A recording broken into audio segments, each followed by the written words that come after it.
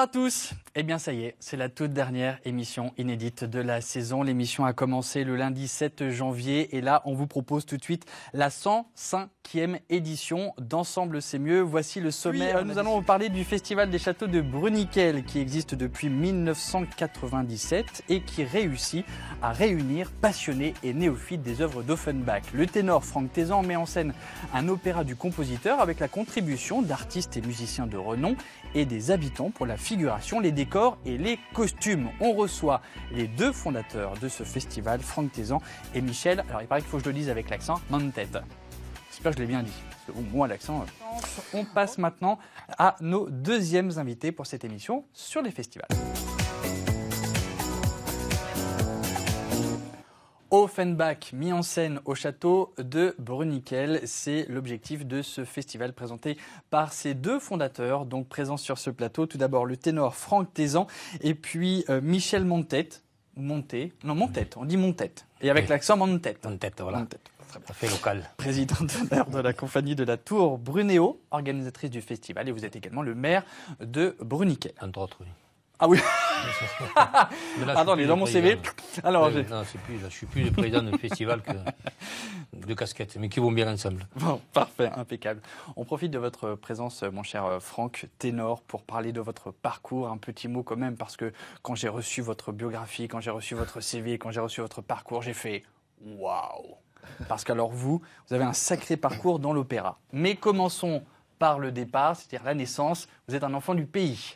Alors, je suis un enfant du pays et c'est vrai que je suis parti très tôt à Paris pour faire mes études musicales. Oui. Vous êtes né à Montauban. J'étais à Montauban, je suis un Montalbanais. J'ai donc fait mes études au Conservatoire national de Paris. Et vous dites opéra, j'ai plutôt navigué dans l'opérette, l'opéra bouffe, le théâtre musical, le cabaret, le café-théâtre, ce genre de choses. Opéra, bien sûr, je suis rentré dans le réseau aussi. Mais je suis plutôt spécialisé dans le théâtre musical, on va dire. Et alors, ça a tout de suite été une évidence pour vous ? Oui, très vite, très vite. Au conservatoire déjà.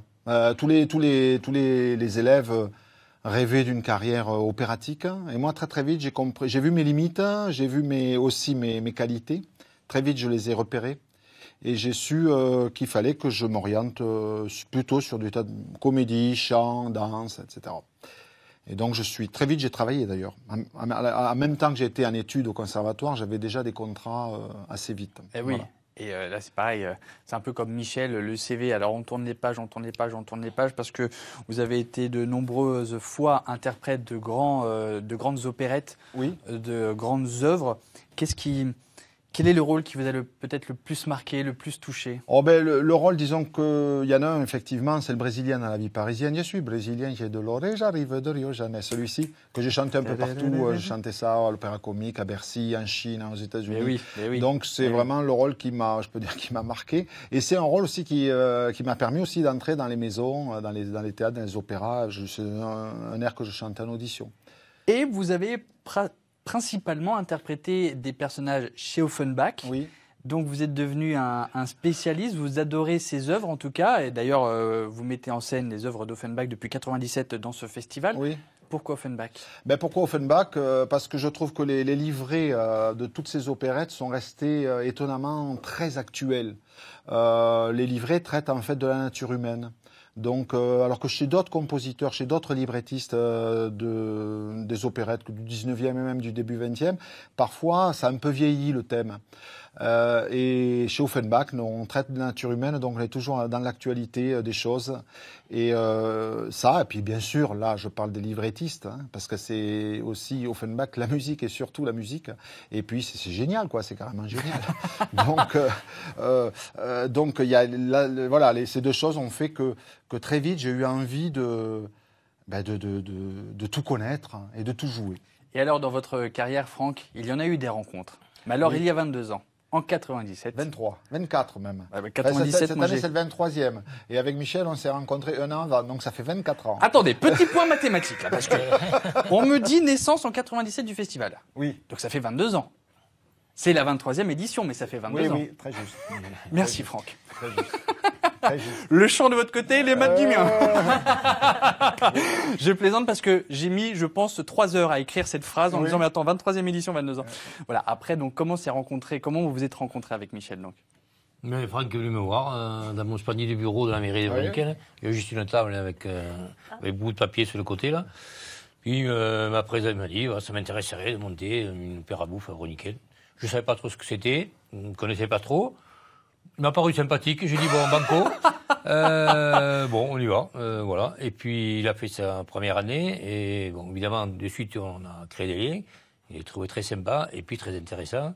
Et là, c'est quand même quelque chose de grande qualité. Donc, à l'origine, c'était que pour une seule représentation, une seule année? Non, la première HEA, c'était juste pour une pièce. Oui, une pièce, mais 3 représentations. Ah oui, pardon. 3 représentations. Ouais. Et donc, voilà, après, la mayonnaise a pris, et on a sympathisé. Donc, après, moi, j'ai amené les copains, les bénévoles, mes copains, qui allaient, il faut lui filer un coup de main, avec ses copains de Montauban.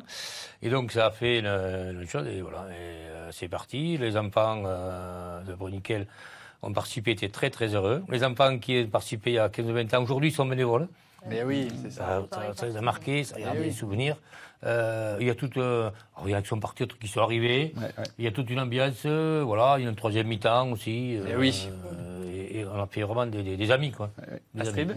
J'y vais, je viens voir le festival tous les ans et j'adore parce qu'il y a une ambiance, il y a une qualité, il y a tout, en fait. Et puis il y a une authenticité. Donc, merci beaucoup. Merci.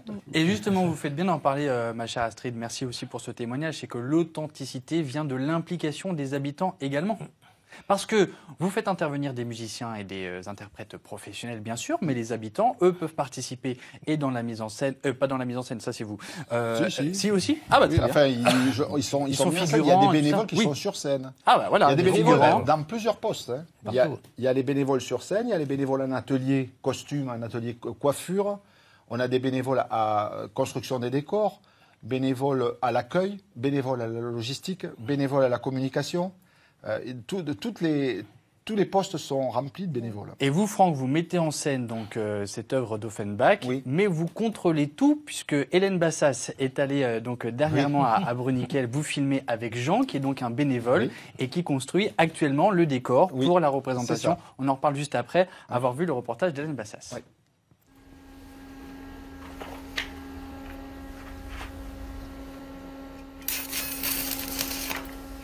Alors ici, on est chez mon ami Jean Bonnemort, dans le Tarn-et-Garonne, pas très loin de Bruniquel.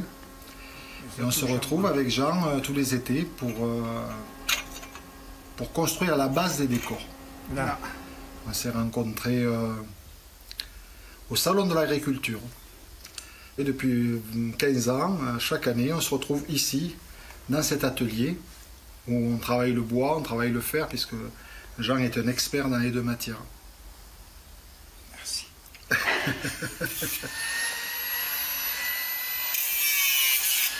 Pendant 5, 6, 7, 8 jours, 9 jours, je viens les après-midi ici avec Jean et je retrouve un rythme plus lent, plus tranquille, plus calme, plus concentré.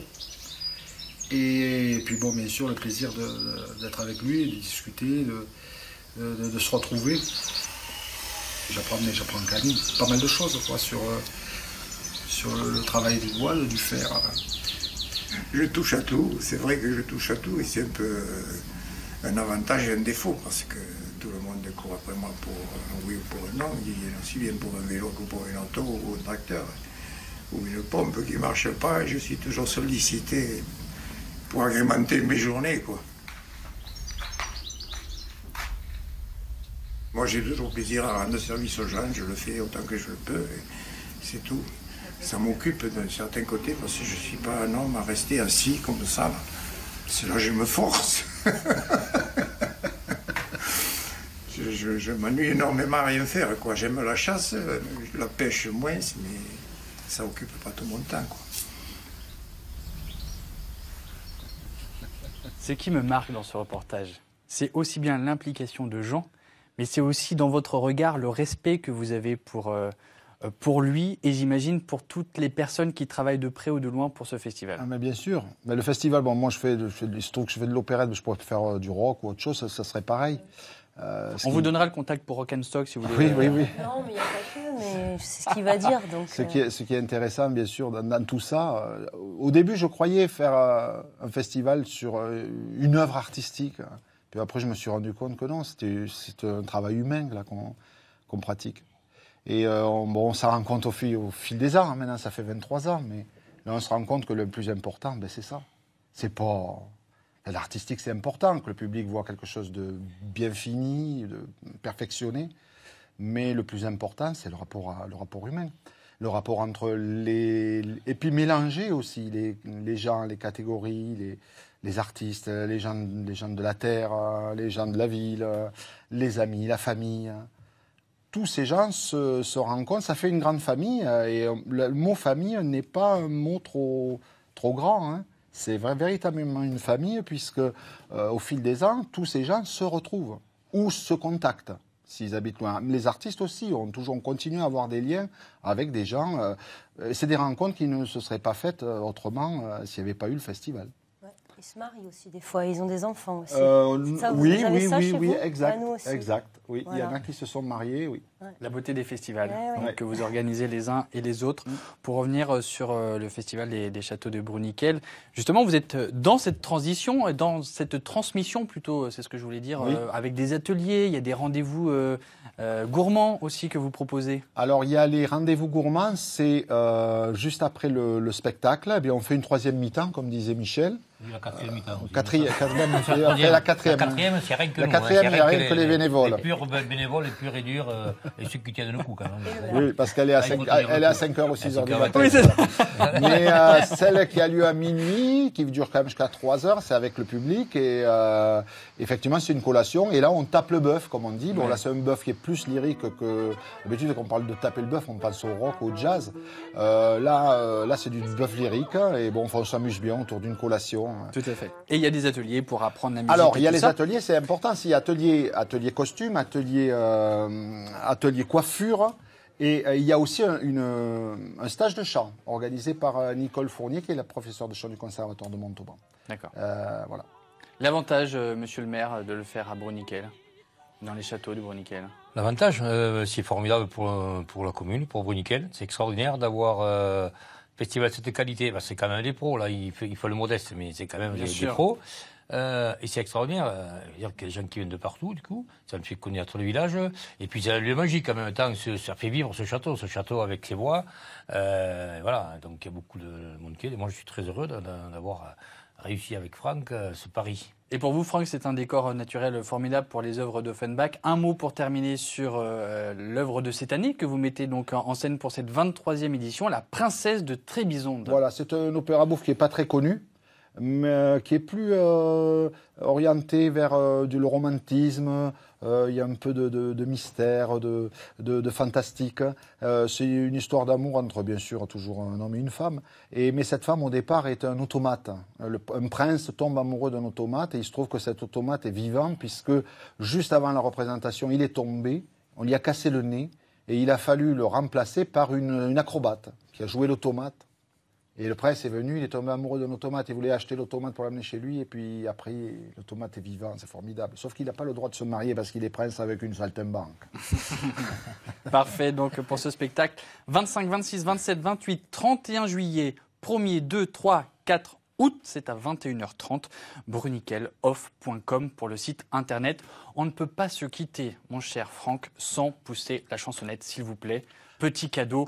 Oui, alors je vais vous chanter un petit bout. C'est le Secanto que tous les Occitans connaissent, qui est l'hymne occitan, et qui, à Bruniquel, termine. Quand on a des rappels, au bout d'un moment, il faut s'arrêter. Alors on chante le Secanto. Le public a compris qu'en chantant le Secanto, qui est un air très fédérateur, puisque le public chante avec nous, quand on chante le Secanto, c'est que c'est fini, on arrête. On arrête.